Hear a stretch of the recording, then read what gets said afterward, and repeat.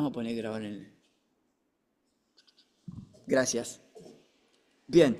¿Dónde andaba? En el canon. Ah, no, El canon de yo les escritura. pedí que leyeran hasta, no eh, la infalibilidad de las escrituras, sino que hasta ahí, todo lo previo. Bien, entonces, si leyeron algo, ¿alguien me puede decir si recuerda qué es canon? ¿Qué significa la palabra canon? El canon. Normas, reglas. Es ¿Significa? Vara o caña de medir. vara Muy, muy bien. Caña o una vara de medir. de medir. Alguien Ujú. dijo una palabra más que dos palabras más nombraron. Normas y reglas. Normas y reglas. Reglas. Muy bien, normas y reglas. Esa sería básicamente la definición de canon. El canon es una vara o una caña de medir. ¿Medir qué? ¿Por qué el canon es una vara o una caña de medir? O una regla o una norma. Porque por ella nosotros regimos nuestras vidas. Es la norma por la cual regimos nuestras vidas. Es por eso que es una norma. Y es la norma de las normas sin normas. ¿Por qué? Porque no hay ninguna norma, no hay nada que esté por encima del canon de las escrituras. Nada. Y nada puede estar, nada la condiciona. Es por eso que es una norma para nuestras vidas.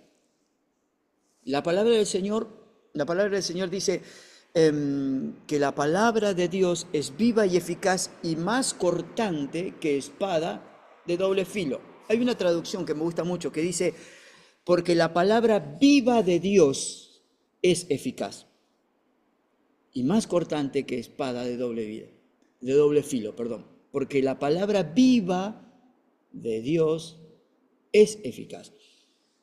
¿Por qué me gusta esa traducción? Porque dice que porque la palabra viva de Dios es eficaz.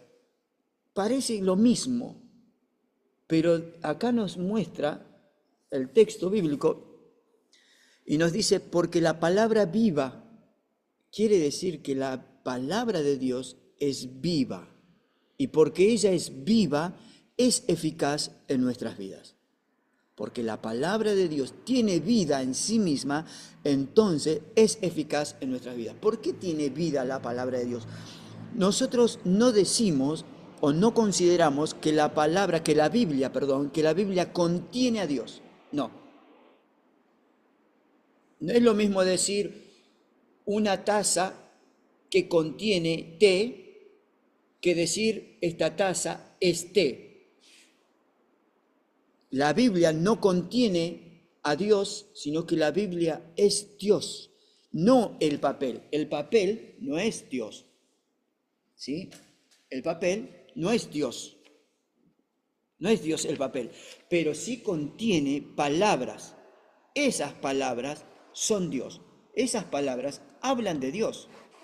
Entonces, el libro no contiene, no es que el libro es Dios, pero la Biblia es Dios, porque habla del carácter de Dios, habla de la persona de Dios, habla de la Trinidad de Dios, habla de la eternidad de Dios, habla de nuestro Señor Jesucristo, habla del Espíritu Santo, da característica, muestra a cada uno individualmente de la Trinidad y la podemos estudiar y podemos comprobar lo eficaz que es esta palabra en nuestras vidas.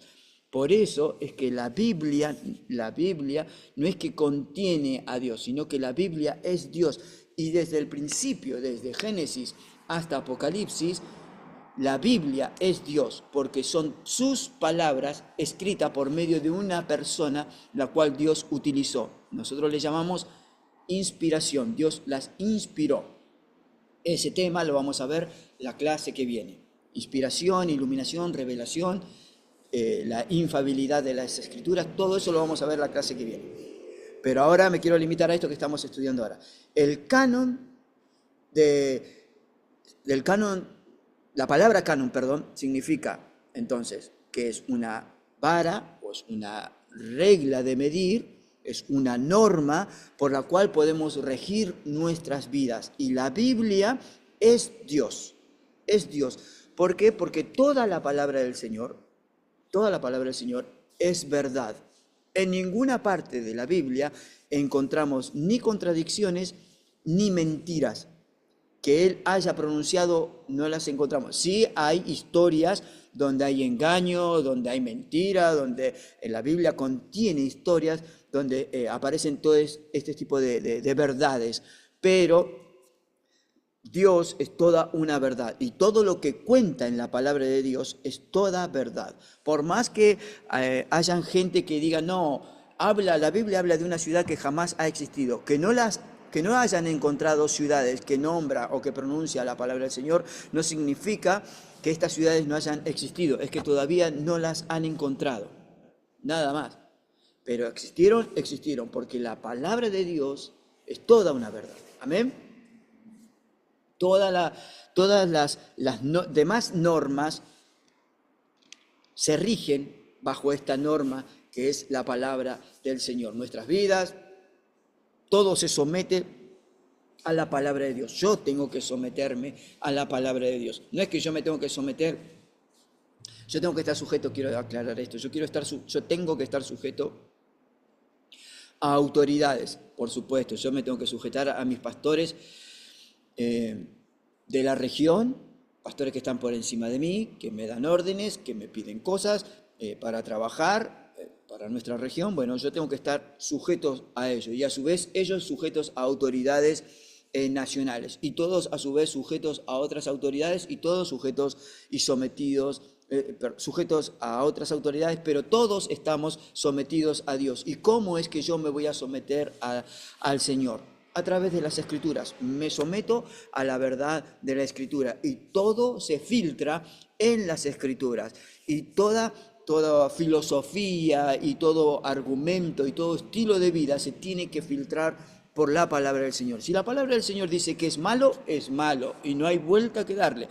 Por más que para mí todos estos años me haya parecido a mí que fue algo bueno, no es bueno. Si la palabra del Señor dice que es malo. Entonces yo tengo que permitir que la palabra viva de Dios sea eficaz en mí. Que sus normas, que sus reglas, que a veces son bastante estrictas, sean algo vivo en mí. Y si es viva esa palabra en mí, entonces va a generar algo que va a ser eficaz. Voy a ser transformado, voy a ser regenerado, inicialmente voy a tener la salvación que es por gracia, después mi fe va a crecer, después voy a dar obras de salvación, después voy a acompañar a otros. Bueno, pero es todo un proceso. Pero primero mi vida se tiene que someter, se tiene que sujetar a la palabra del Señor. Y después, por supuesto, somos liderados por personas. ¿Está mal eso? No está mal. ¿Tiene que ser así? Sí, tiene que ser así. Tenemos que ser guiados por otros. Bien. ¿Alguien quiere preguntar algo?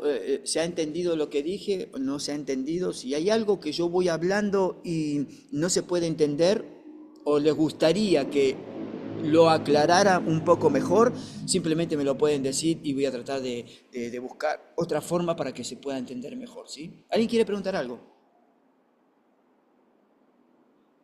¿No? Bueno, seguimos entonces. Sí, ¿alguien? Bien, seguimos. Ahora, ¿cuándo es que se canonizaron, vamos a decir, el Antiguo Testamento? ¿Cuándo es que se cerró el canon del Antiguo Testamento? No se puede determinar una fecha para decir, en esta fecha fue canonizado el Antiguo Testamento. ¿Por qué? Porque no hay un registro exacto de cuando alguien se levantó y dijo, de ahora en más nosotros vamos a creer en estos libros, pero sí a través de los siglos, estos libros se mostraron útiles para la fe del pueblo y para la alabanza de Dios. Entonces, quiere decir que el canon estaba determinado no tanto por decreto de un rabino o de un maestro de la ley, ni tampoco ni por la iglesia, sino más bien que cada libro por separado tiene su propio mérito y su propia autoridad. Y por el rendimiento que estos libros han tenido o por la influencia de estos libros en medio de las comunidades a través de los siglos. Entonces, Por supuesto que por la inspiración, no quiero faltar a esto. A veces voy a nombrar esta palabra seguido, inspiración. Después, en la otra próxima clase lo vamos a ver un poquito mejor, ¿sí? Pero bueno, estos libros se fueron como acomodando a través de los tiempos, hablando del Antiguo Testamento, ¿sí? Y los diferentes libros poseían y ejercían una autoridad divina en sí mismo. ¿Por qué? Porque es Dios mismo el que estaba en esos libros. Los hombres nunca, ni del Antiguo ni del Nuevo Testamento, nunca los hombres determinaron qué libros eran canónicos y qué libros no lo eran. Solamente pronunciaron o aceptaron los libros como que ya tenían autoridad. Y no es que hubo un rabino o un concilio en el año 400 antes de Cristo como para decir, bueno, estos libros son lo que para nosotros sería el Antiguo Testamento. No, sino que a través del tiempo los libros es como que se fueron acomodando. No se fueron acomodando solos los libros, sino que a través de las edades, el que fue supervisando qué libro era sagrado fue el mismo Espíritu Santo de Dios. No es que los libros se dieron así al azar y los reunieron y dijeron, en estos libros creemos porque nos hace bien a la fe o le hace bien a las comunidades por su pensamiento filosófico, porque tiene pensamientos positivos. No. El Espíritu Santo de Dios, a través de los distintos libros y a través de los siglos, fue llevando adelante la supervisión de estos libros y fue dejando en claro en la mente y en el corazón y en la administración que estos libros traían al hombre hasta el punto tal en que llegaron los hombres a considerar la autoridad que estos libros ya tenían. Entonces, si el Espíritu Santo de Dios dio a través de las edades del Antiguo Testamento hablando, ¿sí? A través del Nuevo Testamento también, pero estoy hablando ahora del Antiguo Testamento. Fue guiando, supervisando estos libros. Quiere decir que si no faltan libros al Antiguo Testamento, ni le sobran libros ni al Antiguo ni al Nuevo Testamento, está el canon completo porque el Espíritu Santo de Dios fue el que guió a los hombres a aceptar la autoridad que estos libros tenían. ¿Está bien? ¿Se entendió esto que acabo de decir acerca del canon del Antiguo Testamento? Aunque, por supuesto, vamos a decir, es difícil de determinar cuándo es que se cerró, cuándo es que el Espíritu Santo dijo, bueno, hasta acá, todos estos libros son inspirados o son sagrados. Es difícil porque no hay un año.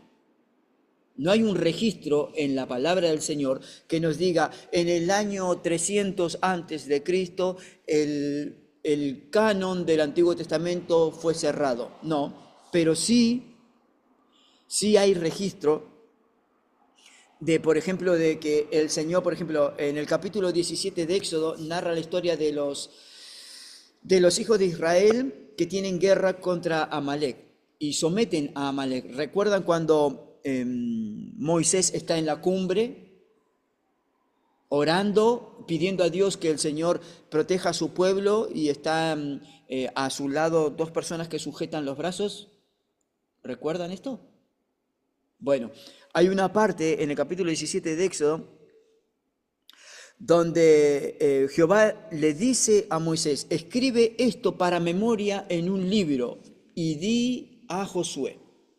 Es decir, hay muchos pasajes en las Escrituras del Antiguo Testamento donde el Señor le dice, ya sea en este caso a Moisés, porque consideramos que Moisés escribió el Pentateuco, entonces Dios habla con Moisés y le dice, escribe. Dios le da las tablas de la ley. En el libro de Éxodo, capítulo 24, las Escrituras registran que los juicios de Dios y Moisés vino y contó al pueblo todas las palabras de Jehová y todas las leyes, dice las Escrituras. Y todo el pueblo respondió a una voz y dijo: haremos todas las palabras que Jehová ha dicho. Y Moisés escribió todas las palabras. Éxodo capítulo 24, versículo 3 y 4, creo que por ahí andaban. Entonces, Dios habla con Moisés. En muchos pasajes de su vida, Dios habla con él y le dice: escribe esto que has vivido para que quede como un registro. Para que quede como un registro. También Dios habla, por ejemplo, con los profetas. Vieron que cuando leemos alguno de los profetas, dice: y vino palabra de Jehová a, supongamos, a Jeremías. O la palabra del Señor dice: Dios habló a Jeremías. Entonces, estas palabras, estas visiones, estas, por así decirlo, órdenes que Dios le da a los profetas, a Moisés y a otros autores, quedaron registradas porque el Señor mismo dijo: escríbelas en tablas, deja un registro de esto que está sucediendo, para memoria, para la posterioridad, para aquellos que vienen después de ustedes, que tengan un registro escrito, para que no se olviden de las cosas que yo he hecho. Ahora, estos registros llegan a nosotros ya compilados en el tiempo de Jesús. Para el tiempo de Jesús ya el Antiguo Testamento ya estaba cerrado. Ya estaba, digamos, todos los libros ya estaban reunidos. Y cuando el Señor habla, hay partes donde Él dice: los profetas, Moisés y los profetas, los salmos. Cuando dice la ley de Moisés, cuando habla de los profetas, cuando habla de los salmos, que el Señor hace referencia a estos libros y Él dice: hablan de mí, está juntando todo el Antiguo Testamento. Para el tiempo del Señor Jesús, ya el Antiguo Testamento ya estaba formado. A nosotros nos llega el Antiguo Testamento ya armadito. Ahora vamos a ver algunas pequeñas diferencias que hay en las Biblias. Pero en el tiempo del Señor Jesús, el Señor acepta que el canon del Antiguo Testamento ya estaba cerrado, que ya el Señor los había juntado a los libros. Y Él narra o habla en los evangelios, queda el registro de cuando en algunas ocasiones Él dice: esto está escrito, o esto fue escrito acerca de mí. Bueno, Él hace referencia a los sucesos y a cosas que fueron escritas a lo largo de la historia de la vida de Israel. E incluso en los salmos, muchos salmos son proféticos, hablando de la vida futura del Mesías. Y cuando se fueron cumpliendo estas profecías, el Señor Jesús decía: esto se ha cumplido hoy en mí. E incluso cuando el Señor Jesús estaba muriendo en la cruz, cuando Él, antes de entregar su espíritu, muchas profecías y muchos salmos proféticos se cumplieron en su persona. Es increíble la cantidad de profecías que se cumplieron en ese día, antes de que el Señor dijera: Padre, en tus manos encomiendo mi espíritu. Muchas profecías. Entonces, todo el Antiguo Testamento habla del Señor Jesús, y el Señor Jesús le da entidad a todo el Antiguo Testamento que había llegado a Él. Bueno, ahora, quería comentar algo porque hay un erudito llamado Robinson que comenta que los libros está seguramente si ustedes leyeron las páginas que tenían que leer, van a recordar que hubo un erudito, Robinson se llama él, que comenta que los libros de la ley fueron reconocidos como canónicos durante la época de Esdras, en el 444 a.C. Esta fecha es importante, recuérdenla. Es como que no se los voy a tomar en el examen, pero sí es necesario que ustedes lo sepan. Sí es necesario, porque ¿qué es lo que surge normalmente? Después vuelvo a esto que voy a comentar. Pero hay veces que la gente, el común de la gente, cuando hablamos del Señor nos dicen: sí, la Biblia fue escrita por hombres. Y sí, claro, fue escrita por hombres. Lo que pasa es que estos hombres fueron inspirados por Dios. Esa es la gran diferencia.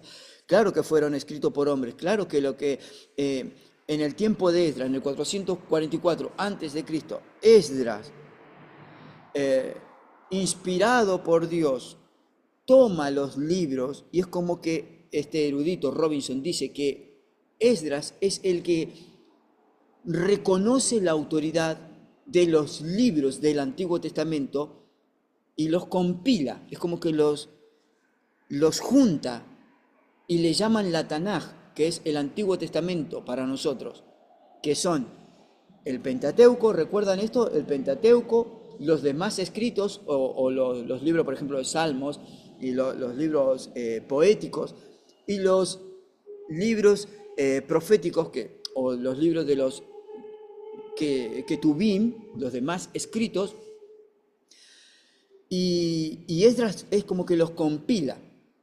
Pero no es que Esdras le parecía a él que estos libros tenían que estar, sino que Esdras toma estos libros porque él ya le daba, él reconocía que estos libros tenían autoridad. No solo él, sino que todo el pueblo de Israel. Y recuerden que en el tiempo de Esdras ellos estaban en cautiverio.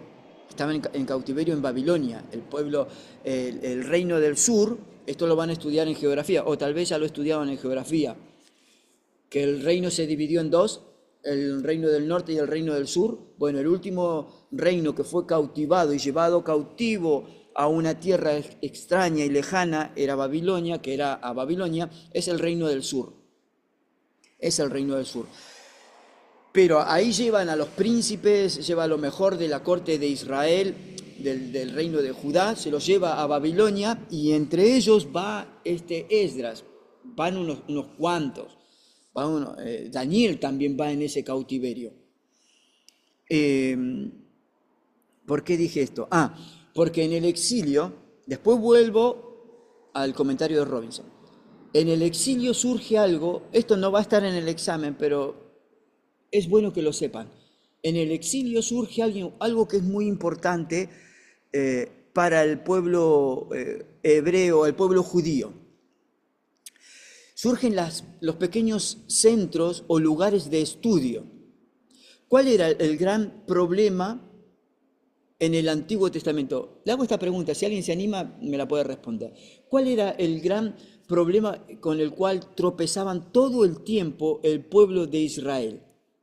¿Cuál era el gran pecado de Israel en el Antiguo Testamento? ¿Alguien que se anime?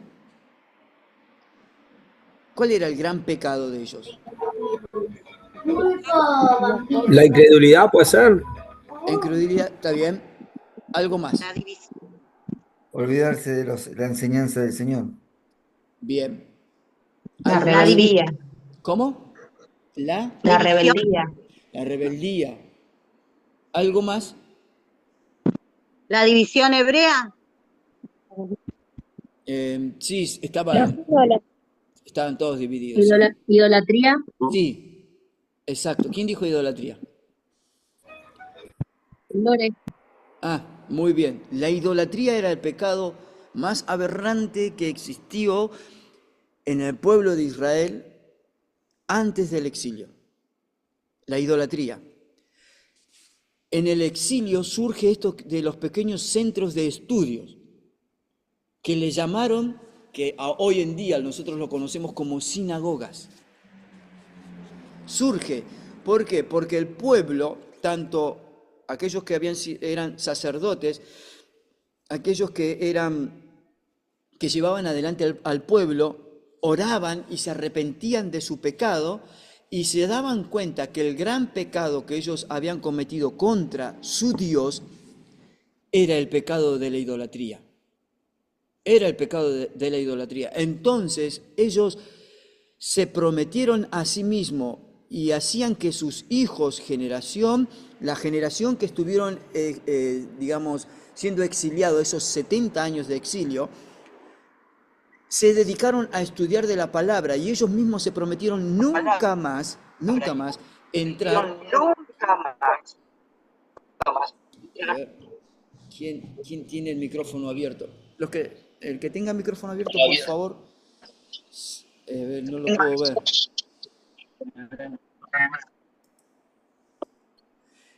ellos se prometieron no volver a cometer el mismo pecado. Entonces se dedicaron a estudiar de la palabra. Y ahí surge las sinagogas. Y ahí surge algo que es muy importante, que se llaman los escribas. ¿Cuál era la intención de estos escribas? La intención de los escribas era estudiar la ley de Dios, porque ellos decían, el pueblo ha perecido, el Señor les dijo, mi pueblo ha perecido porque carecen de conocimiento. Entonces, el pueblo que estaba siendo cautivo en Babilonia, dijeron, nosotros vamos a estudiar las Escrituras, vamos a estudiar la palabra de nuestro Dios. Y nace este movimiento de los escribas. Los escribas eran personas muy estudiosas, es como decir, hoy en día son los grandes teólogos de la cristiandad.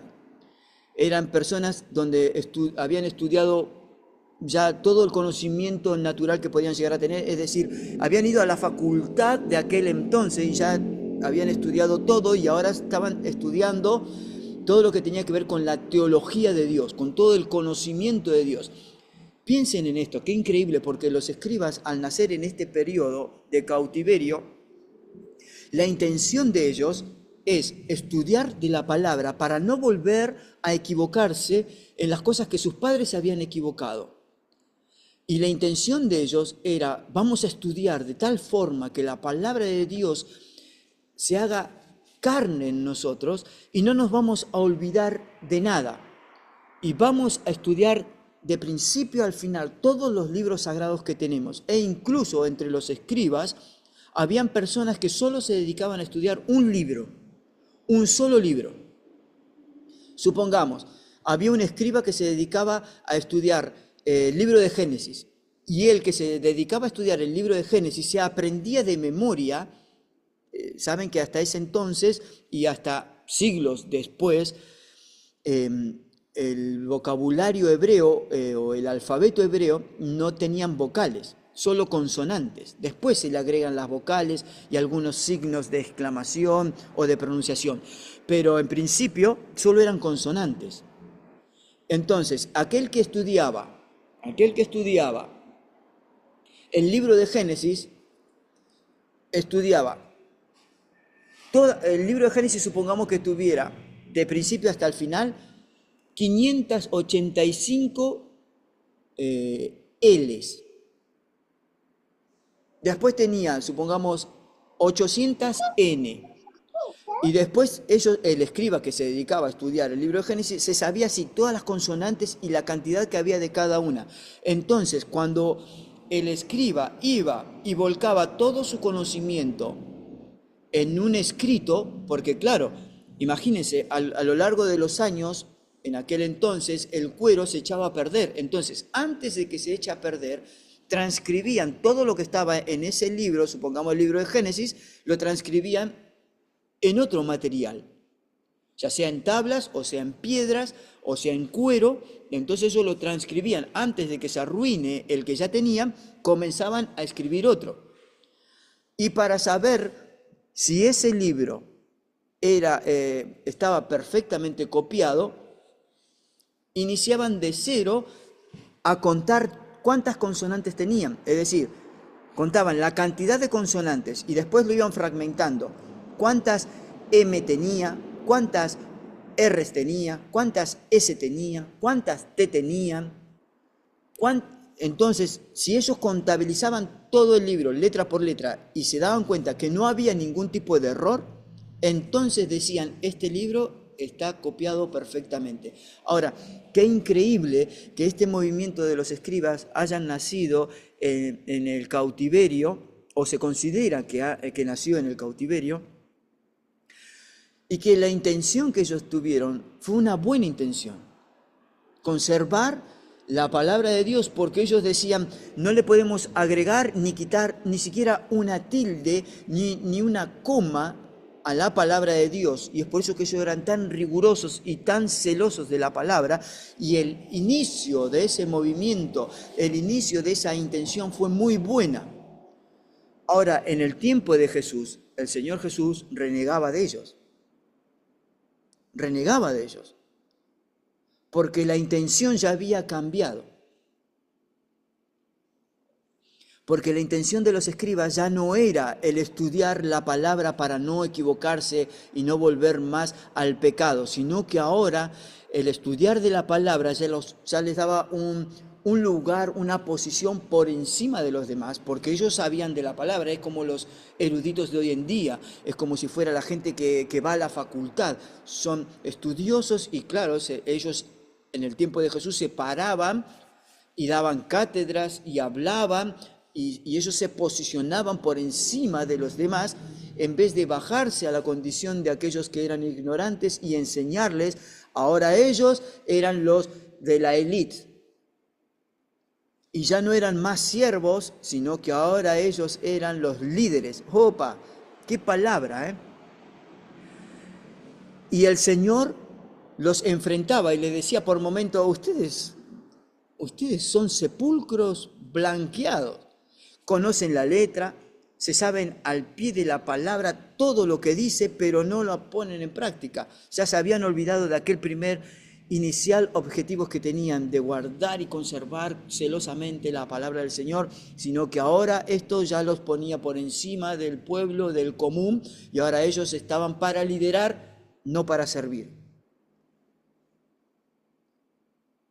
Antes, cuando yo era chico, no, cuando se levantaba a alguien en la congregación para servir, lo llamaban, lo hacían pasar al frente, el pastor decía: bueno, el hermano fulano de tal, supongamos el hermano Gustavo Varas, de ahora en más es un siervo del Señor que me va a ayudar en tal tarea. Entonces yo era un siervo que servía a los demás. Hoy en día hemos cambiado la palabra siervo por líder.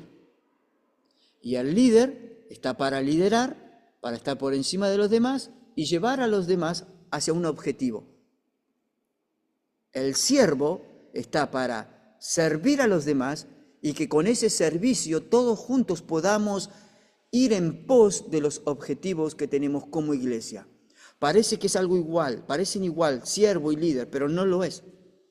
No lo es. Porque yo estoy para servir a la gente, no estoy para posicionarme por encima de la gente y liderar. Y ahora yo soy el líder, tengo el cartelito, yo estoy para liderar, vos estás para obedecerme a mí. No, yo soy un siervo de Dios que está para servir a una congregación. Y juntos, por amor al Señor, por respeto, compañerismo y lealtad entre nosotros, juntos caminamos y hacemos una tarea y llevamos a cabo una tarea para adorar a nuestro Dios y para poder servirles cada día más a Dios. Es para pensarlo, ¿eh? Todos somos siervos de Dios. El día, con esto quiero terminar, el día, esta parte, el día que el Señor nos llame a su presencia, ¿cómo nos va a llamar? ¿Cómo nos va a identificar? ¿Cómo identifica la Biblia a aquellos que un día vamos a estar delante de su presencia? Como siervos. Buen siervo y fiel. No me va a llamar ni como pastor, no me va a llamar ni con ningún otro título que yo me pueda poner o que alguien me quiera dar. El Señor me va a decir buen siervo y fiel. Como siervos nos va a llamar al Señor. Es por eso que hoy estamos estudiando la palabra del Señor para poder servir mejor al Señor y a nuestras congregaciones. Recuerden, somos siervos de Dios y servimos a nuestra comunidad de fe. Estamos para servir, estamos para prestar atención a las necesidades de la gente. Por supuesto que también estamos de una forma para liderarlo, claro que sí, pero somos siervos de Dios.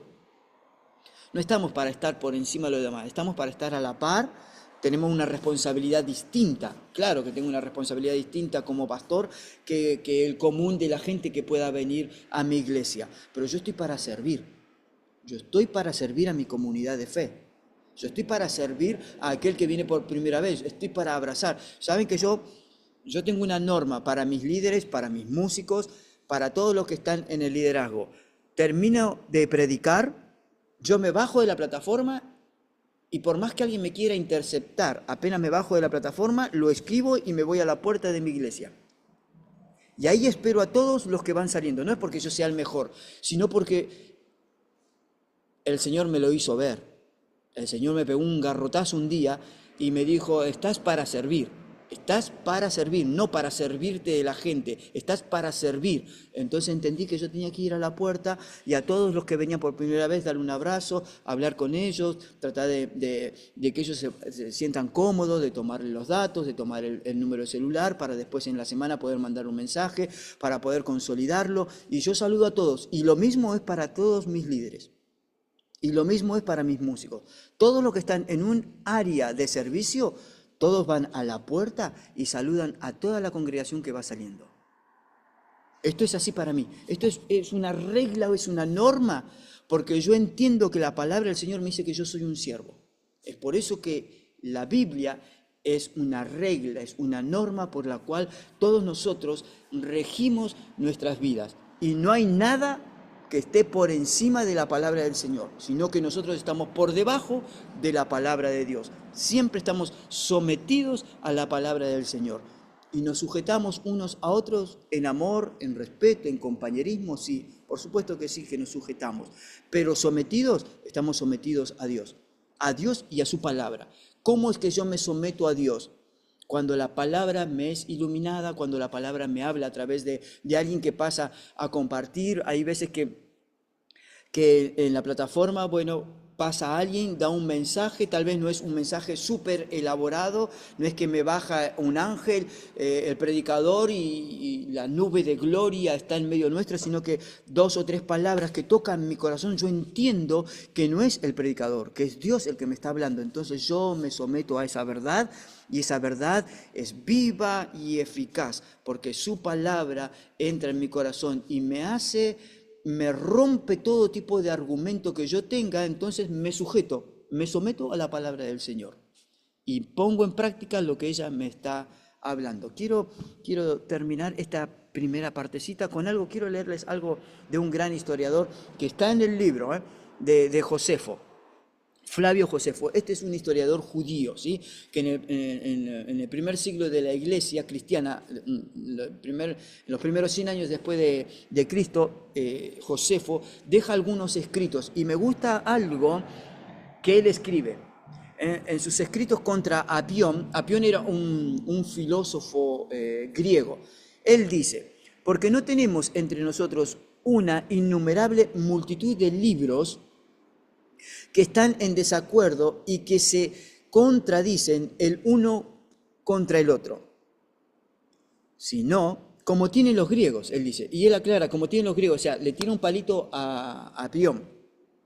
Él le dice, como tienen los griegos, sino solo 22. Y después voy a hablar un poquito acerca de por qué este historiador Josefo dice que los hebreos tienen 22 libros. Sino que tenemos 22 libros que contienen los registros de de todos los tiempos pasados, los cuales nosotros justamente creemos que son divinos.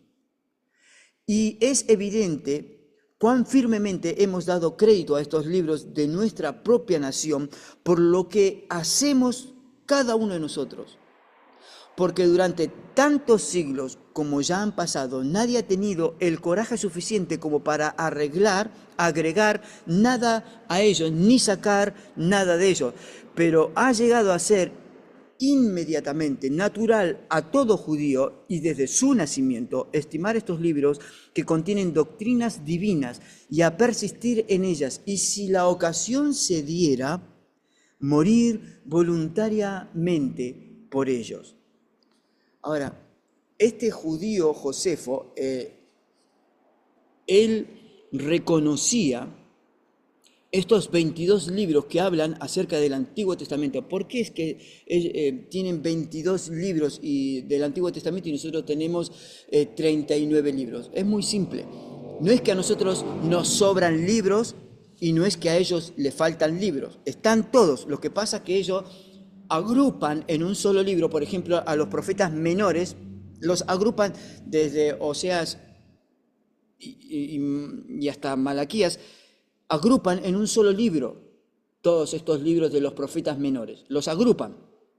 Entonces, tanto los profetas menores y algunos de los mayores los agrupan en un solo libro. Es por eso que nosotros tenemos mucho más, parece que tenemos más libros. Presten atención a esto, porque esto es importante. Porque es que nosotros tenemos 39 y la Tanaj hebrea tiene 24 o 22 libros. Precisamente por esto, no nos faltan libros, no nos sobran libros, sino que ellos los han agrupado, muchos libros, en un solo libro. ¿Vieron que los profetas menores son cortitos? Tienen una hoja, 2 hojas de nuestras Biblias. Bueno, ellos los agruparon, ellos no tenían capítulo ni versículo, entonces agrupan todos estos libros, estos profetas, que son poquitas hojas, los agrupan de acuerdo a la línea de tiempo, los agrupan todos juntos. Entonces tienen menos libros, pero es el mismo libro. E incluso el libro de Ruth lo juntan con el libro de Jueces. Y el libro de Lamentaciones lo juntan, lo agrupan al libro de Jeremías. Y entonces ellos tienen menos libros. Como tampoco ellos tienen, como nosotros tenemos, Primera de Reyes, Segunda de Reyes, Primera de Samuel, Segunda de Samuel, Crónicas, Primera, Segunda. Ellos no tienen estas separaciones. Ellos tienen Crónicas, el libro de Crónicas, el libro de Reyes, el libro de Samuel. Entonces, parece como que nosotros tenemos libros de más, pero no tenemos libros de más. Perdón, tenemos la misma cantidad de libros. ¿Me escuchan bien? Porque yo me estoy quedando sin voz, estoy gritando, me parece. Sí, pastor, se escucha bien. Sí, sí, se escucha bien. Perfecto. Bueno, genial. Yo estoy gritando, para mí yo estoy gritando. Pero bueno, ¿entienden por qué es que no es que nosotros tenemos más libros que el Antiguo Testamento hebreo? Tenemos los mismos, la misma cantidad de libros. Ahora, si nuestra Biblia y la Biblia hebrea es la misma Biblia, ¿conocen algún tipo de Biblia que contengan otros tipos de libros? ¿Alguien ha oído de algunos libros? Miren, les voy a pronunciar una palabra, apócrifo. La Biblia de Jerusalén. La Biblia de los católicos. La Biblia de los católicos. La Biblia de los católicos. Muy bien. La Biblia de los católicos tiene muchos más libros que nosotros le llamamos apócrifos. ¿Alguien leyó la definición de apócrifo? En 1 o 2 palabras. ¿Alguien se acuerda? ¿Nadie se acuerda? Algo así como oscuro, oculto. ¿Cómo? Bueno, la definición de apócrifo, en pocas palabras, es que estos libros tienen un significado medio escondido, o es como que está medio oculto su significado. Entonces se le llamaban apócrifo a 14 libros que tiene la Biblia católica. Le llamaron apócrifo porque no se los consideraban libros inspirados por Dios. No se los consideraban dentro del canon sagrado del Antiguo Testamento.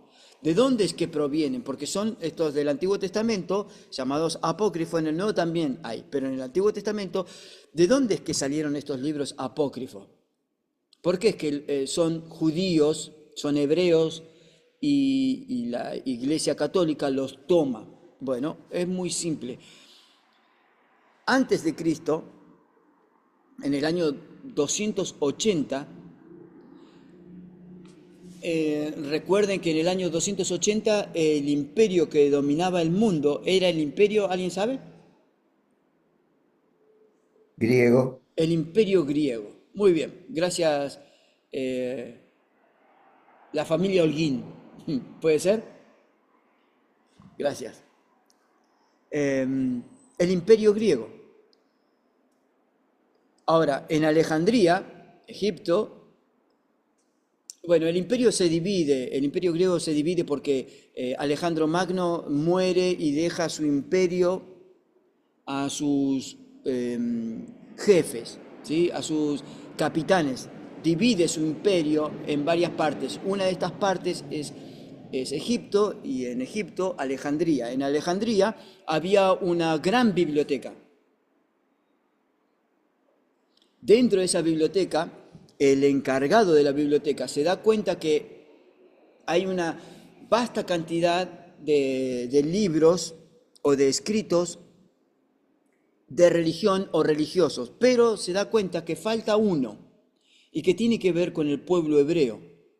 Entonces, manda un emisario a Jerusalén diciéndole al sumo sacerdote si por favor le podía él hacer una copia de sus libros sagrados para poder tenerla de esta forma en Alejandría, en la biblioteca, y a su vez también aquellos judíos que vivían en Alejandría también podían llegar a tener, que eran de habla griega, podían llegar a tener también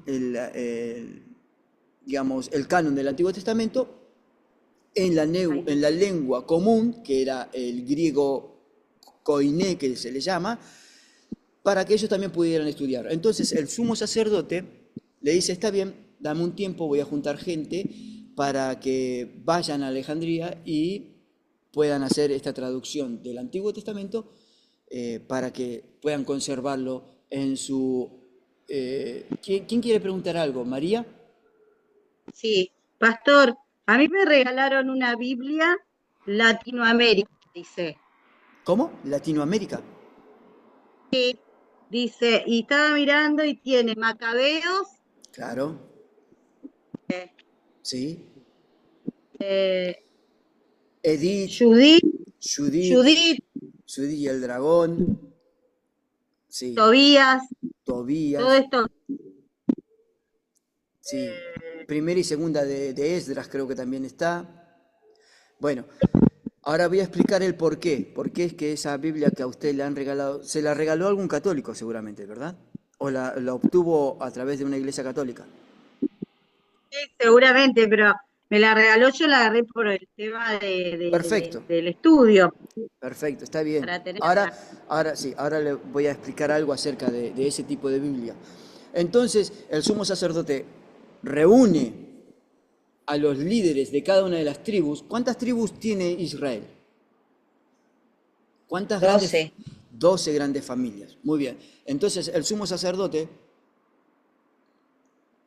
junta a los líderes y de cada familia él pide seis integrantes de todas las familias, de cada tribu, 6, que sean eruditos, es decir, que sean, no importa, no pasa nada, Andrea, si no te funciona la cámara.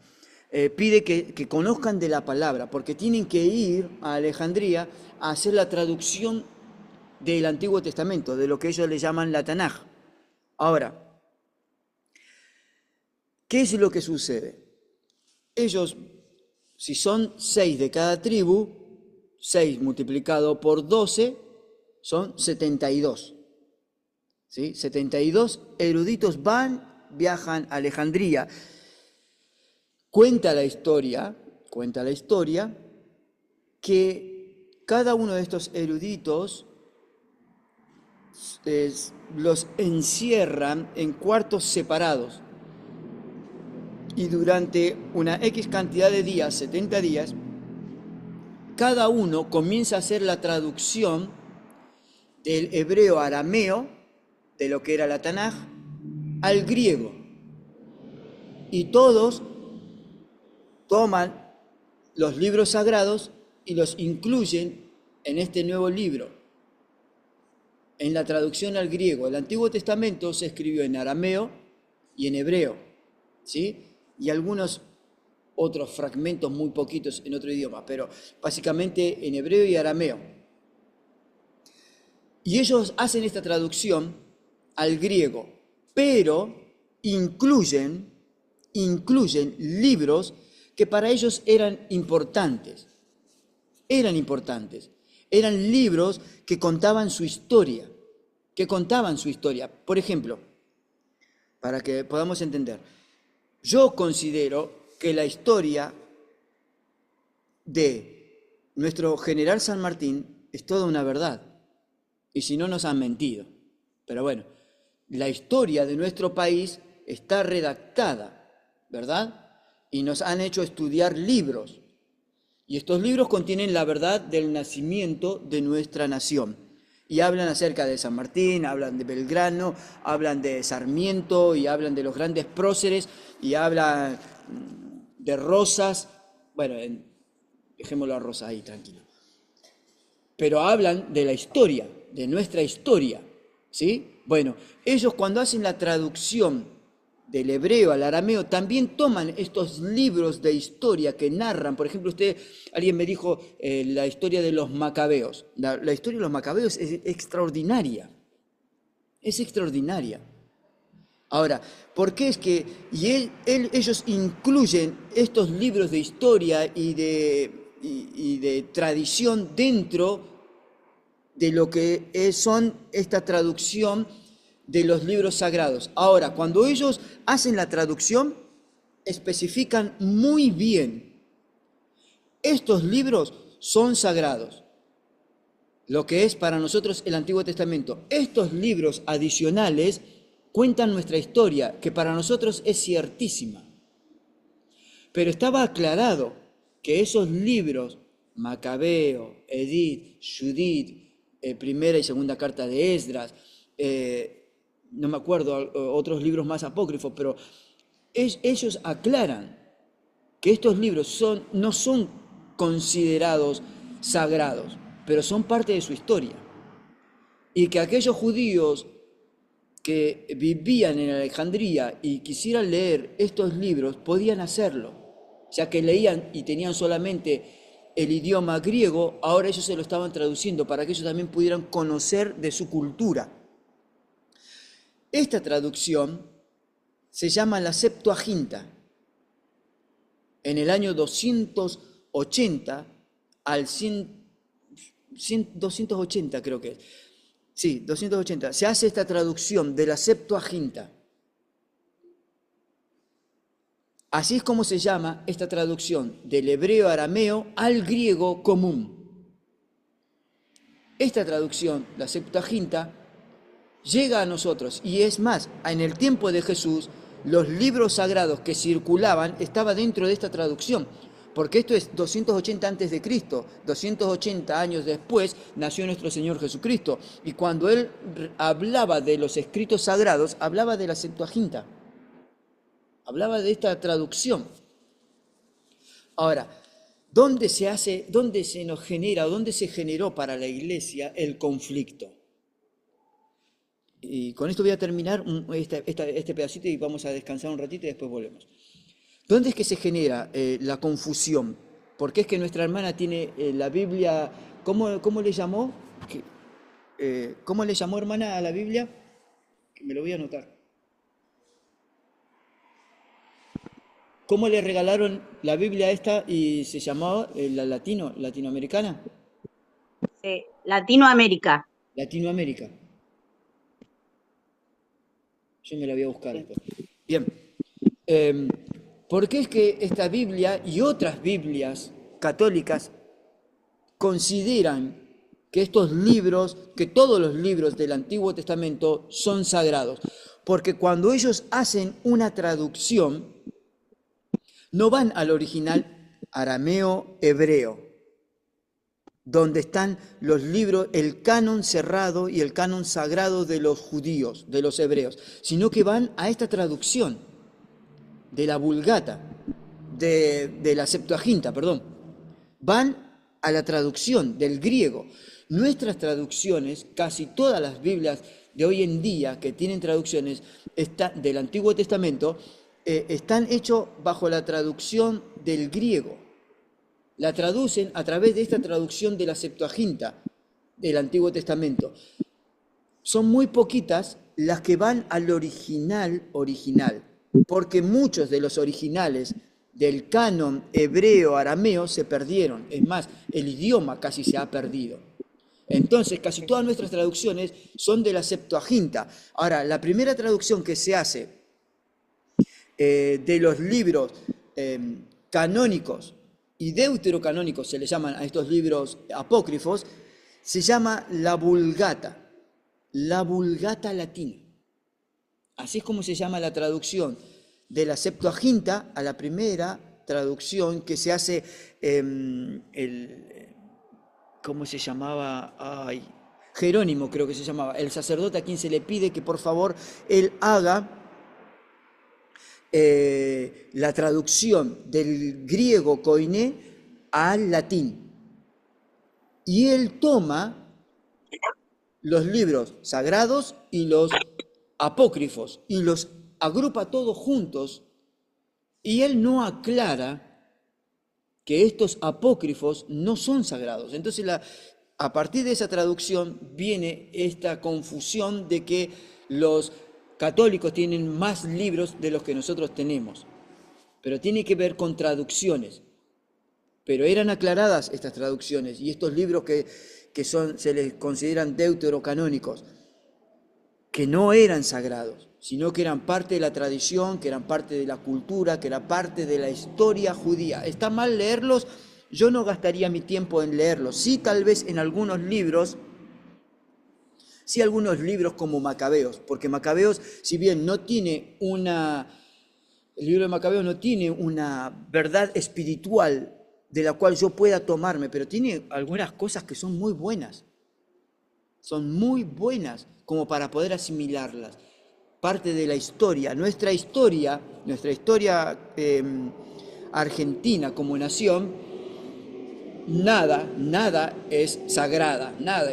No es que nuestra historia tiene parte de nuestra historia fue algo sacro, no, pero es historia y es bueno conocerlo, claro que es bueno conocerlo. Y parte de nuestra gran historia es rescatable, gente honorable, gente que dio su vida para poder tener un país libre, gente que dio toda su fortuna antes de morir. Toda su fortuna la dejó al Estado para que el Estado construyera iglesias, para que el Estado construyera escuelas. Belgrano es, digamos, elogiable su vida. Y cuanto él tenía, toda su fortuna la dejó al Estado para que el Estado pudiera construir catedrales o iglesias donde pudieran estudiar la palabra y también para edificar, para construir escuelas. El Estado, como siempre, se quedó con ese dinero y hasta el día de hoy vaya a saber dónde está. Nunca se construyó ni una iglesia ni un colegio. Pero es elogiable lo que hizo. Es bueno, pero no es algo espiritual, pero es bueno, me hace bien.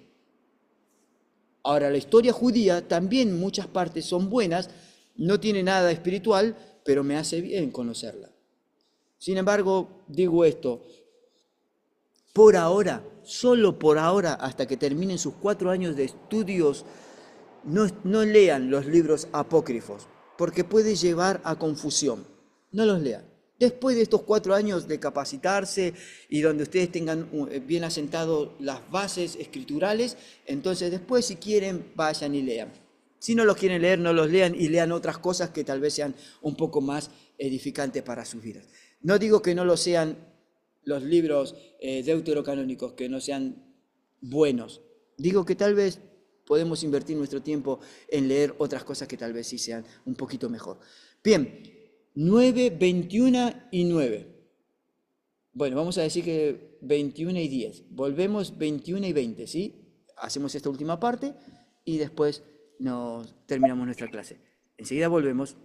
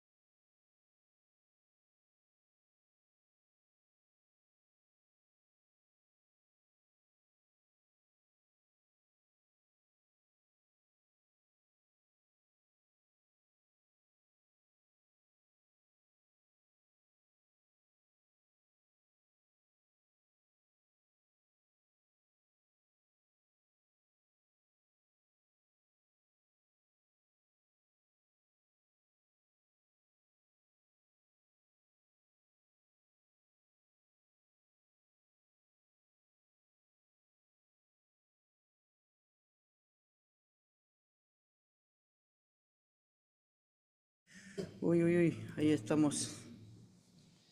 Estamos volviendo. Mil disculpas. Mil disculpas.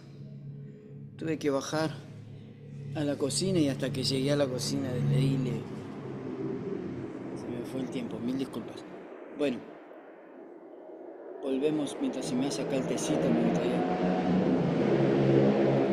Bueno, a ver, ¿dónde habíamos quedado? ¿En qué nos habíamos quedado? ¿Qué habíamos dicho lo último?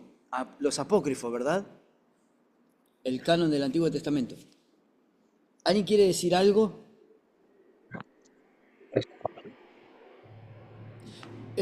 Digamos, me gusta que podamos hablar un poco, ¿sí? No importa si lo que está preguntando parece que no tiene sentido o, digamos, mientras sea referido a la materia, no hay ningún problema en preguntar y en responder y a tratar de responder lo que pueda, ¿no? Si hay algo que no sé, le diré no lo sé y preguntaré para la semana siguiente y después le daré una respuesta. Pero ¿se entendió más o menos lo que fui hablando a lo largo de estas 2 horas, hora y media? ¿Sí? Bueno, si alguien quiere acotar algo, simplemente abre el micrófono y lo puede hacer, ¿está bien? Bueno, vamos con el canon del Nuevo Testamento. El canon del Nuevo Testamento ya es un poco más fácil el poder reconocer los libros sagrados, aunque hubieron un poco de confusión, hubieron algunos personajes ahí medio que tuvieron algún tipo de controversia a lo largo de la historia de la cristiandad, pero dentro de todo, los libros que se escribieron en el Nuevo Testamento, hay muchos más documentos que nos hacen ver la veracidad de estos libros, ¿sí? Hay documentos paralelos a los escritos de la Biblia que hablan acerca de estos escritores. Por ejemplo, los escritos de Pablo. Hay otros eruditos de aquel entonces del primer siglo de la historia de la Iglesia, o en el segundo o el tercer siglo incluso, gente que hablaba acerca de los escritos de Pablo, o hubieron discípulos de los discípulos de Pablo que llegaron a hacer algunos escritos acerca de Pablo y algunas, por así decirlo, algunas cartas o algunos escritos fueron muy buenos y casi algunos de ellos fueron considerados como, casi estuvieron dentro del canon de la palabra de Dios, del Nuevo Testamento. Dentro de los primeros 100 años de historia de la Iglesia, los discípulos del Señor tuvieron otros discípulos también. Estos discípulos hicieron muchas anotaciones, muchos escritos. Es por eso que a veces vieron el escrito, no sé, supongamos de Bernabé. No digo que estos escritos no sean reales y verdaderos, pero no fueron inspirados por Dios para ser incluidos dentro de la Biblia. Puede ser que Bernabé haya escrito libros, si bien Bernabé no fue un discípulo de Jesús, pero sí fue un discípulo muy cercano a los discípulos de Jesús. Y ahora después vamos a ver un poco acerca de la veracidad del canon del Nuevo Testamento.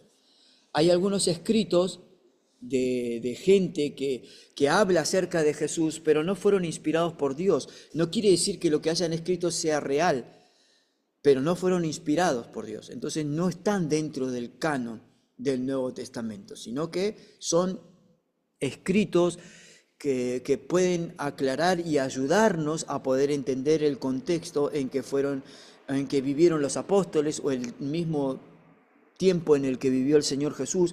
Son cosas que nos pueden aclarar la mente, que nos pueden ayudar, pero no son inspiración de Dios, no son verdades que Dios quiere que nosotros asimilemos. El Nuevo Testamento se escribió dentro de la mitad del primer siglo, es decir, dentro de los primeros 60 años de historia, dentro de los primeros 100 años de historia de la Iglesia. Ahí es donde se terminaron de escribir los libros, para nosotros, sagrados del Nuevo Testamento. ¿Alguien sabe cuál fue el último libro que se escribió? ¿O que tenemos consideración que se escribió en el Nuevo Testamento? ¿A quién tenemos nosotros como que...? Apocalipsis. Muy bien. Apocalipsis. ¿Quién lo escribió? ¿Alguien sabe quién escribió el libro de Apocalipsis? Juan. Juan. Muy bien, Juan, el discípulo amado, es uno tal vez de los últimos sobrevivientes o uno de los últimos que queda de los discípulos del Señor con vida, y él tiene esta revelación del tiempo futuro. Y él escribe el libro de Apocalipsis. Apocalipsis fue muy cuestionado también. Ahora después lo vamos a ver un poquito. Pero bueno, de manera que no pasó mucho tiempo antes de que los evangelios comenzaran a ser puestos a la par con los escritos del Antiguo Testamento, de la Tanaj del Antiguo Testamento, es decir, de los libros sagrados del Antiguo Testamento. Es decir, los nuevos cristianos tenían para estudiar todo el Antiguo Testamento de la Septuaginta, los cuales ellos sabían diferenciar muy bien cuáles eran canónicos y cuáles no lo eran, cuáles eran libros sagrados y cuáles no lo eran, los cristianos, porque todo el mundo de aquel entonces, recuerde esto que es muy importante, en aquel entonces el idioma universal era el griego, y ahora todo el mundo cristiano tenía para leer el Antiguo Testamento en griego, y ahora este nacer de la iglesia cristiana, estos seguidores de Jesús, estos que se les llamaban los del camino, también tenían escritos, y estos escritos estaban en el griego, escrito en griego, y en griego común del pueblo.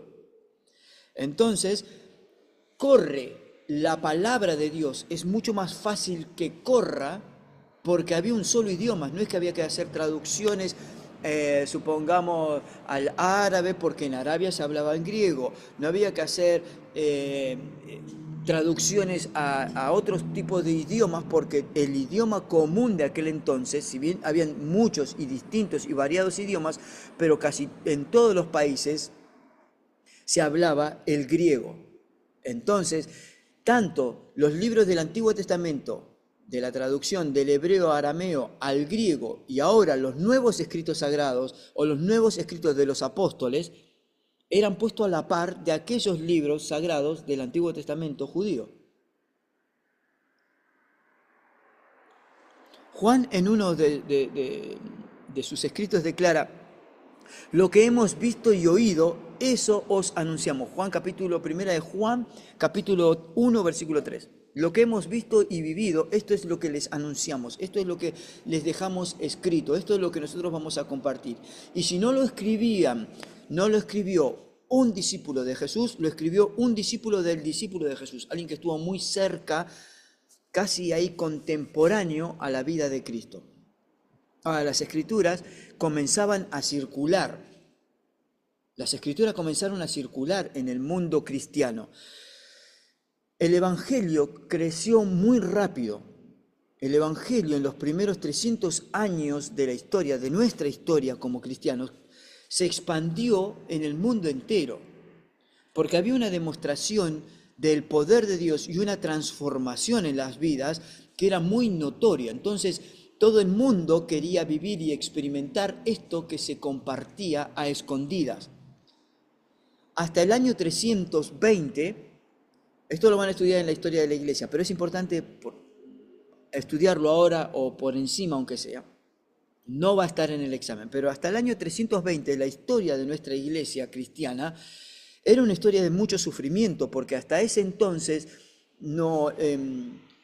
todo aquel que era llamado cristiano no había una ley que lo amparaba y que lo cuidaba. Cualquiera que era cristiano y cualquiera que se enteraba dentro del imperio que alguien era cristiano y no profesaba la fe del imperio romano, lo mataban. Entonces, los primeros 300 años de nuestra historia cristiana estaba como casi escondida, era a escondidas, era por las noches, era cantar himnos muy bajito para que nadie nos pudiera escuchar y leer aquellos escritos sagrados que comenzaban a circular. Los escritos de Pablo, Pablo mandaba, supongamos, a Timoteo una carta. Esa carta se hacían copias, fiel y dignas copias, o la misma copia original, una vez que se leía, Timoteo la leía, él mismo la hacía circular en las iglesias de la zona. Él las acercaba para que todos aquellos que se habían agregado a la fe del cristianismo, a la fe de seguir a Cristo como el Mesías de Dios, tenían la posibilidad de leer estos escritos. Entonces las escrituras comenzaban a circular, las de Pablo, los evangelios, los libros de Lucas, aunque Lucas no era un discípulo de Jesús, los escritos de Pedro, los escritos de Juan, todas las escrituras comenzaban, las escrituras que hablaban acerca de Jesús, de su vida, y que hablaban acerca de las problemáticas que estaban surgiendo dentro de estas pequeñas iglesias, comenzaban a circular. Una vez que eran leídas en un lugar, se las transportaba a otro lugar, para que otros también pudieran disfrutar de esos escritos de Pablo o de Pedro. Y una vez que terminaban esos escritos de ser leídos, se los divulgaban, se los transferían a otros lugares. Pero por extraño que parezca esto, dentro del movimiento en el año 140 después de Cristo, nace o aparece un personaje nefasto para la cristiandad. Marción se llama. No va a estar dentro del examen, pero presten atención. Marción, era un erudito, para colmo, era cristiano. Pero empieza a cuestionar, era un hereje en realidad, pero él creía a su forma, creía en Dios. Pero él, ¿qué hace? Compila su propio canon del Nuevo Testamento en el año 140. Para el año 140 había muchos escritos dando vueltas acerca de la persona de Jesús y acerca del movimiento cristiano, de esta revolución que trajo al imperio. Pero Marción compiló su propio canon. Él dijo, este libro es sagrado, este también, este no. Él estaba determinando qué libros eran sagrados y qué libros no lo eran. Por ejemplo, en su propio canon, en sus propios libros o la reunión de libros que él hizo, él juntó el libro de Lucas y 10 de las epístolas paulinas como si fueran que eran sagradas.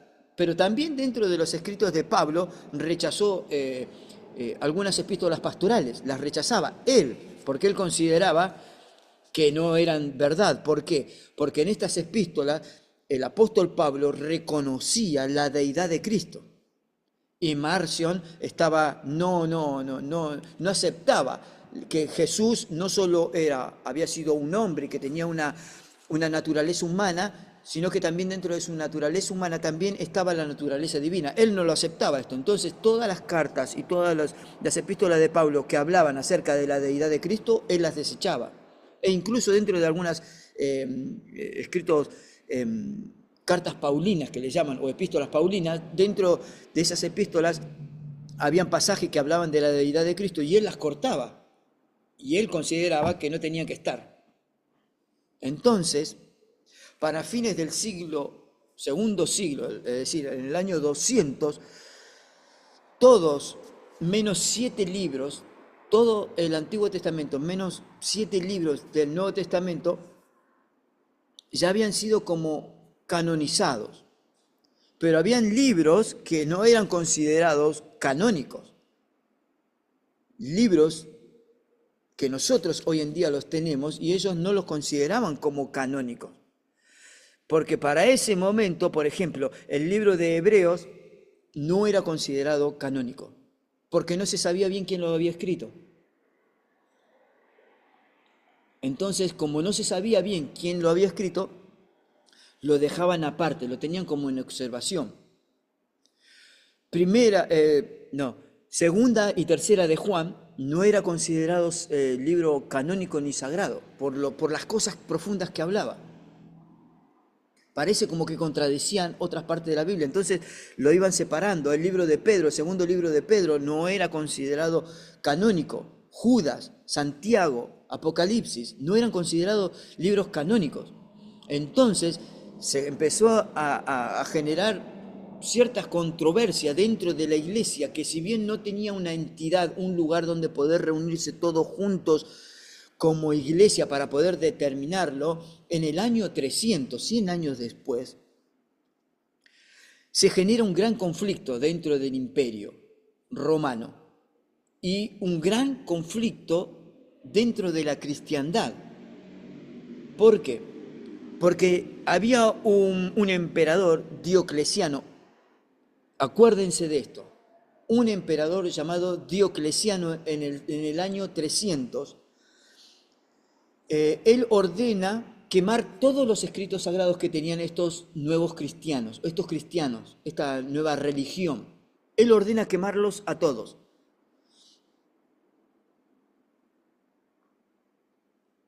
Entonces, llegó a ser una necesidad dentro de la cristiandad determinar, a ver, qué libros o cuáles eran los escritos sagrados y cuáles no, porque muchos libros ya se estaban infiltrando dentro de los cristianos.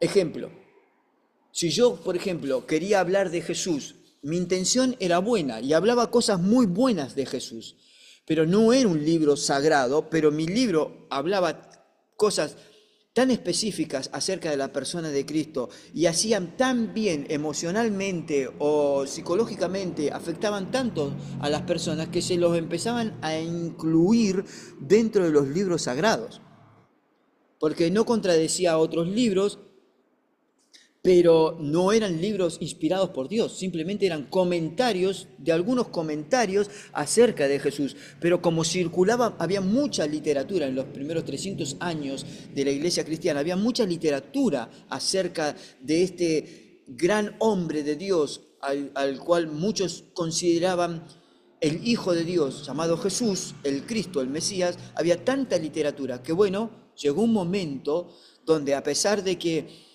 había tanta literatura, había que determinar cuáles libros eran sagrados y cuáles libros no lo eran. Y encima, este emperador Diocleciano estaba persiguiendo a los cristianos y los quería matar. Y aquellos que tenían escritos sagrados o escritos acerca de esta religión nueva morían. Entonces le dijeron a los padres de la iglesia, bueno, a ver, si me encuentran a mí con libros que hablen acerca de Jesús, ¿cuáles son los libros sagrados por los cuales yo tengo que sufrir y morir? Si tengo que sufrir, sufro. Si tengo que morir, muero. Pero ¿cuáles son estos libros? Porque no voy a sufrir y no vamos a morir por libros que no son considerados inspirados por Dios. Entonces, nace o aparece en escena un nuevo emperador, Constantino. En el año 320 aparece Constantino, un piola bárbaro. Ahora le voy a decir por qué. Muy inteligente él. Aunque él dice, la historia cuenta, que él se convierte al cristianismo, a media se convierte, y ahora voy a tratar ya estamos menos 20, voy a tratar de hacerlo rápido toda esta parte porque lo que viene es importante. Constantino, él tiene un sueño, él tenía que ir a la batalla, tenía que ir a una guerra. Él estaba diezmado con su gente, numéricamente eran inferiores al ejército contrario con quien él tenía que ir a luchar. Pero esa noche, previo a la guerra, él tiene un sueño, él tiene una visión, donde él ve un estandarte y una voz que le dice, por este símbolo, con esta cruz vas a vencer. Y él entiende, él se siente conmovido y él entiende que ese símbolo tiene que ver con los cristianos. Y él cree a esta voz.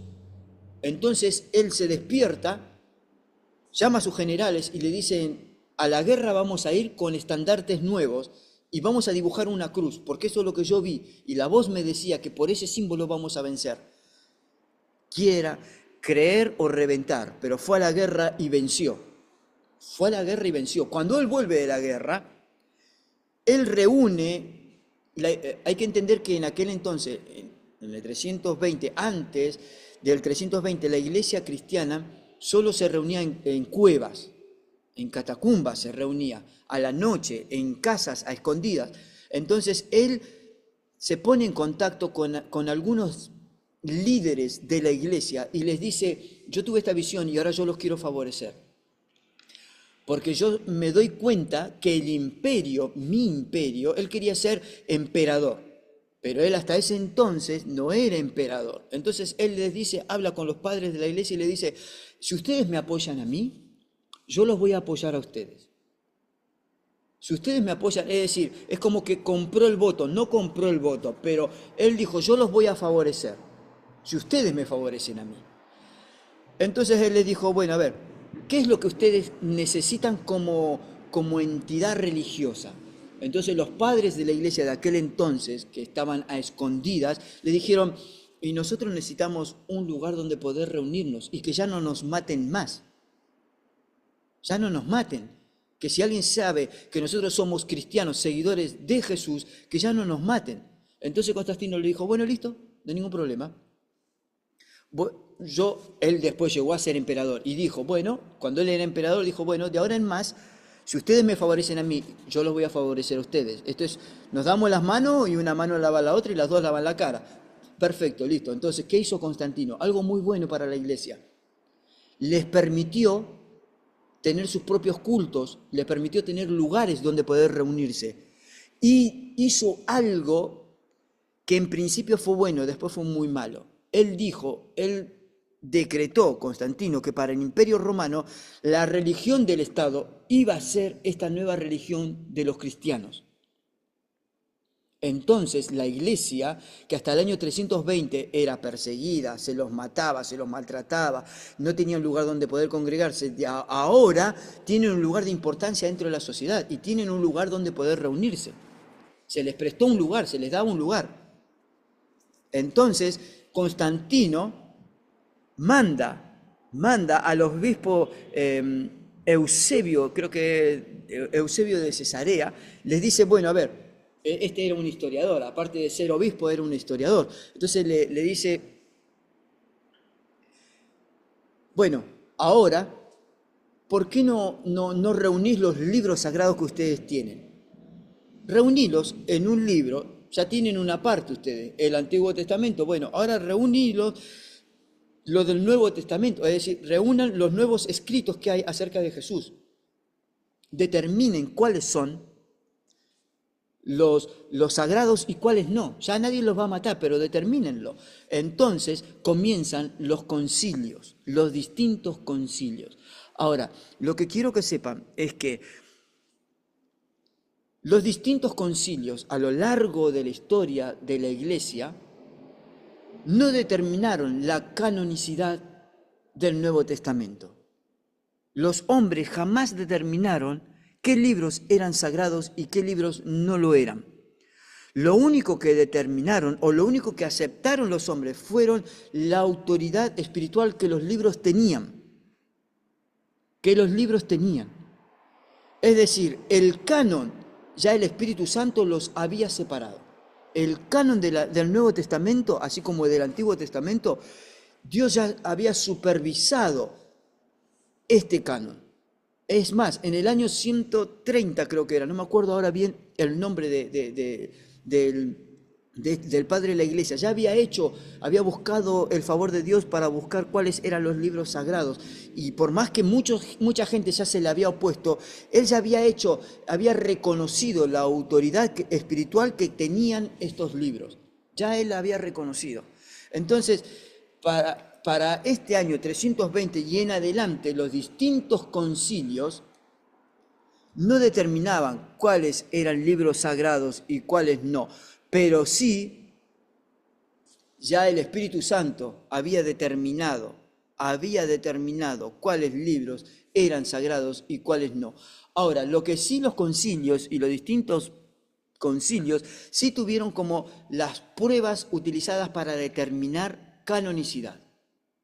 Esto sí hicieron, pruebas para determinar canonicidad. Y esto sí va a estar en el examen, las pruebas de canonicidad. ¿Cuáles eran? Eran 5 pruebas que le hacían a los libros para determinar si eran sagrados o no. Si bien el Espíritu Santo los impulsó a tomar estas pruebas, el Espíritu Santo supervisó todo desde el principio para que ellos pudieran entender qué libros el Espíritu Santo estaba aprobando y qué libros no. Ellos tomaron 5 pruebas. La primera prueba era apostolicidad. Significa si el libro fue escrito por un apóstol o por una persona cercana o relacionada con los apóstoles. Esta fue la primera prueba que se determinaba si el libro era canónico o no, si era sagrado o no. ¿Sí? Ahora, hay libros en nuestro Nuevo Testamento que no los escribieron los apóstoles. Y voy rapidito, les iba a preguntar, pero no importa. Voy rapidito. Por ejemplo, Marcos, el libro de Marcos, Marcos no fue un discípulo de Jesús, pero sí fue un discípulo de Pedro. Sí estuvo Juan Marco, inicialmente caminó con Pablo. Sí estuvo cerca de Bernabé, pero estuvo muy cerca, muy cerca de Pedro. Fíjese la característica de Pedro, un hombre duro, un hombre sencillo, pero muy profundo en la palabra, directo. Y fíjese el libro de Marcos, no le da muchas vueltas, habla de los milagros y al pan, pan y al vino, vino, y Marcos es el libro más específico de milagros. Y es como que tal vez el libro de San Marcos ni siquiera lo haya escrito él, o lo escribió él, pero tal vez son las palabras de Pedro. Pero como estuvo muy cerca de Pedro, entonces es como que el hombre, inspirado por Dios, los distintos concilios dijeron, no, estuvo cerca de Pedro, y este libro entra dentro de la canonicidad. Lucas tampoco fue un discípulo de Jesús, pero estuvo cerca de los discípulos de Jesús, estuvo muy cerca de Pablo. El libro de Hechos, ¿quién lo escribió Hechos? Lucas. El libro de Hebreos, hasta el día de hoy nadie sabe bien quién lo escribió. Pero el libro de Hechos era desconocido su autor, hasta el día de hoy se desconoce. Pero, ¿por qué es que entra dentro del canon si no se conoce el autor? Porque pasa otras pruebas. El contenido, segunda prueba que pasaban todos los libros, si el contenido de ese libro era espiritual. El libro estaba siendo leído en las iglesias y su contenido, digamos, era de edificación para la iglesia. Si era de edificación para la iglesia, entonces, si había sido escrito por un apóstol o un discípulo de un apóstol, y el contenido era espiritual y hacía bien a la congregación y a todos aquellos que lo leían, entonces era considerado dentro del canon. Otra prueba más para considerarlo canónico, veracidad doctrinal. La doctrina, el contenido del libro, ¿era recto en doctrina? Sí, entonces se lo consideraba dentro del canon del Nuevo Testamento. Cualquier libro que contenía algún tipo de herejía o que era contrario o que contradecía en alguna mínima parte a cualquiera de los demás libros, entonces se lo consideraba no canónico, no era inspirado por Dios. Pero como todos los libros que nosotros tenemos pasaron estas primeras 3 pruebas, apostolicidad, contenido espiritual, que habíamos dicho, veracidad doctrinal, entonces eran considerados dentro del canon. La utilidad que tenía el libro. La utilidad, ¿era el libro conocido universalmente dentro de las iglesias? ¿Y era ampliamente aceptado por los padres de la iglesia o por los líderes de la iglesia? Sí. Entonces, su contenido doctrinal era bueno, su contenido espiritual también lo era reconocido por todos los padres de la iglesia o por los grandes líderes de la iglesia. Y la última y más importante de todas las pruebas era si tenía inspiración divina. Y como el Espíritu Santo supervisaba la determinación de cada uno de esos libros, si eran o no eran canónicos, entonces el libro tenía que tener inspiración divina, tenía que ser divino el libro. Y si Si daba verdadera evidencia de inspiración divina, esta era la prueba fundamental, única y gran prueba. Todo daba lugar finalmente a este aspecto, si tenía inspiración divina. Y como todos nuestros libros tienen inspiración divina, quiere decir que todos nuestros libros no contienen a Dios. Es Dios mismo el que está ahí. Es Dios mismo dentro de la palabra. Su Espíritu Santo se pasea una y otra vez. Es por eso que cada vez que vamos a la palabra, Martín Lutero decía, es increíble, la Biblia me habla. Claro, ¿cómo no te va a hablar la palabra de Dios? Si es la palabra, es el pensamiento materializado de Dios en un libro. Es Dios mismo el que nos habla a través de su palabra. ¿Por qué? Porque está inspirado por Dios. Su verdad fue soplada dentro de hombres y el Espíritu Santo a lo largo de estos 1500 años supervisó cada una de las palabras que iban a ser escritas.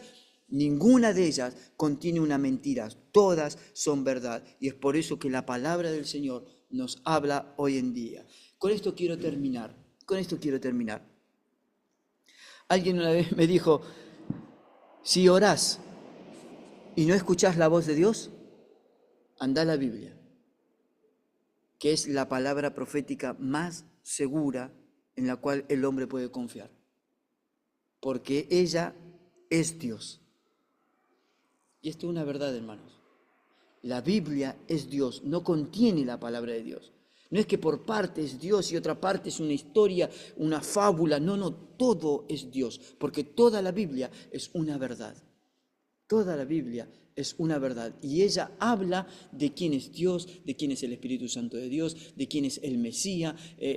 Es increíble cómo desde Génesis a Apocalipsis ningún libro contradice la verdad del otro, sino que todo se complementa. El libro de Génesis se inicia con una gran boda entre Adán y Eva, la unión de un hombre y una mujer. En el Apocalipsis se habla de la unión de la iglesia con Cristo. No hay contradicción alguna. Nunca la hubo y no la va a haber nunca. Dios los bendiga grandemente. Vamos a leer, a partir de la infalibilidad de las Escrituras, vamos a leer hasta, déjenme ver, ahí está la inspiración, está los distintos tipos de inspiración y revelación, los significados. Lean, por favor, Vamos a estar leyendo hasta los símbolos de las Escrituras. ¿Está bien? Creo que era hasta ahí, hasta los símbolos de las Escrituras, si no me equivoco. A ver. Sí. Digamos, los símbolos de las Escrituras no lo lean, sino que hasta ahí vamos a leer. A ver, espera un cachito, espera que quiero buscar algo. ¿Dónde estábamos? Quiero buscar algo porque así no, porque lo anoté en algún lado y creo que era hasta ahí que tenemos que leer, porque si no es muy largo todo y no nos dan las horas para poder estudiar todo con un poco más de detenimiento. Pero si no me equivoco era hasta ahí. A ver.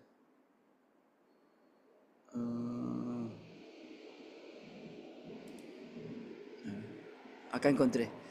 Denme un segundito nada más. Y ya les digo bien.